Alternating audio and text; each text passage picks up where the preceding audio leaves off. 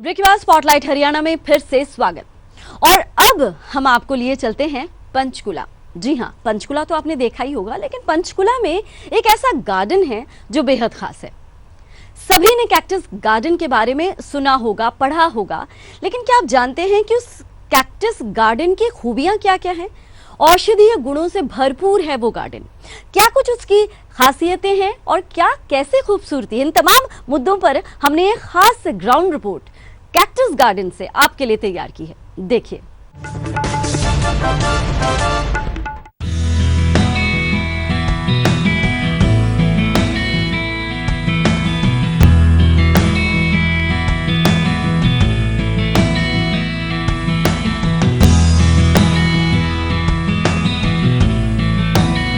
आइए आज आपको एक अनोखी और खूबसूरत गार्डन की सैर कराते हैं। पता तो आप सभी को होगा इस गार्डन के बारे में, लेकिन आप में से कितनों ने यहाँ आकर इस गार्डन की महत्ता को समझा है, ये देखने वाली बात है।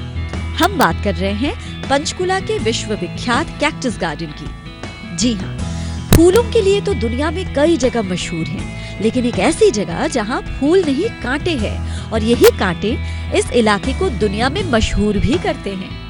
पंचकुला के सेक्टर 5 में स्थित है national cactus and succulents botanical garden. करीब 8 एकड़ में बने कैक्टस गार्डन में मेक्सिको, अमेरिका सहित अन्य दर्जनों देशों के सक्यूलेंट और कैक्टस की करीब 3500 वैरायटीज हैं, और उनके संरक्षण के लिए माकूल माहौल तैयार किया गया है। बेहद खूबसूरत ये गार्डन आपको मंत्रमुग्ध कर देगा। रेगिस्तानी या सर्द इलाकों की प्रजातियों के कैक्टस के लिए पंखे, कूलर और पानी के भी बाकायदा इंतजाम किए गए हैं। डॉक्टर संजना, आप मुझे ये बताइए कि आप पहली बार आई हैं? Visiting here first time. अच्छा, और आप कहाँ से हैं? I am from Delhi. Delhi, अच्छा। तो पहली बार कैक्टस गार्डन आना हुआ। पहले हाँ, बहुत ही प्यारा है। डिफरेंट टाइप्स ऑफ कैक्टस बहुत ही सुंदर हैं, और एक टाइप की बनी हुई है, सारी एक तरह जैसे एक जगह पर इकट्ठे किए गए हैं, इसीलिए बहुत सुंदर है ये गार्डन। क्या आपको लगता है, जैसे कहा जाता है कि यहाँ कुछ ऐसी प्रजातियां हैं कैक्टस की जो दुनिया में कहीं नहीं है? हाँ, ऐसा सुना है अभी तक तो, बट अभी तक मैंने ऐसा देखा नहीं क्या कौन सी स्पीसीज है। छोटी से लेके बड़े तक हाँ, बहुत सुंदर है ना। समान विकास और पीढ़ी से संबंधित कैक्टस यहाँ रखे हुए हैं, मसलन ओपनेशिया, फेरो कैक्टस, एगेव्स, स्तंभाकार कैक्टस, एकिनोसेरस और मेमिलेरिया आदि कैक्टस की कुछ प्रजातियां इस बगीचे में देखी जा सकती हैं। नेशनल कैक्टस और रसीला बोटानिकल गार्डन और रिसर्च सेंटर सेक्टर 5 में स्थित है। Doctor JS. सरकारिया इस बाग के मुख्य वास्तुकार थे। उन्होंने रसीले पौधों और कैक्टस का विशाल संग्रह इस बगीचे में दान किया था। शिक्षाप्रद विभाग में बोनसाई का एक संग्रह है। जीनस कैरिलियोमा भारतीय मूल की एक ऐसी नागफनी है जिसका पूरा संग्रह इस बगीचे में उपलब्ध है।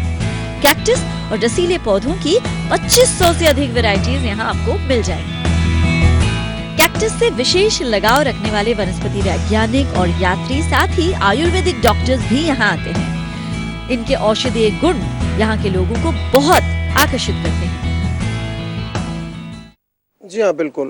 एक तो सबसे बड़ी बात यह है कि एक ही जगह पर दुनिया की बहुत अलग अलग तरह की प्रजातियों के कैक्टस लाकर उनको यहाँ एक ही जगह पर उनको दिखाना एक बहुत अच्छा प्रयास है ये चंडीगढ़ सरकार, चंडीगढ़ के प्रशासन का। और जैसे कि है कि इनमें बहुत सारे ऐसे हैं कैक्टस जिनका मेडिसिनल यूज़ बहुत है, आयुर्वेद में तो स्पेशली बहुत है।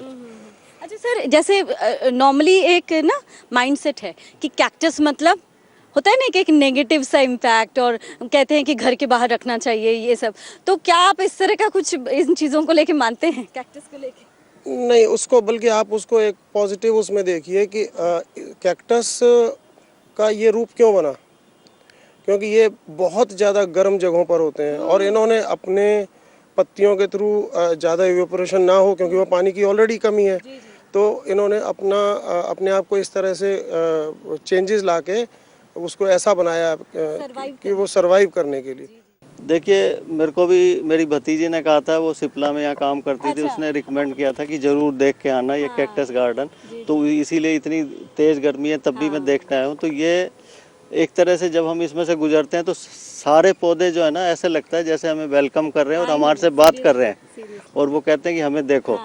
तो इसमें खास बात यह है कि इनकी जो जीवनीय शक्ति है, जो इनमें जीवन की पिपासा है, जो लड़ने की जो शक्ति है कि देखो कितनी भी कठिन परिस्थितियों में हो, चाहे रेगिस्तान हो, 45 डिग्री 50 डिग्री टेम्परेचर, हाँ, तो ये जो जीवन की पिपासा है, जीवनीय शक्ति है जो इसमें, वो हमें जीने के लिए वो करती है कि देखो कठिन से कठिन परिस्थितियों में भी चाहे कितनी गर्मी हो, हमें जीना है।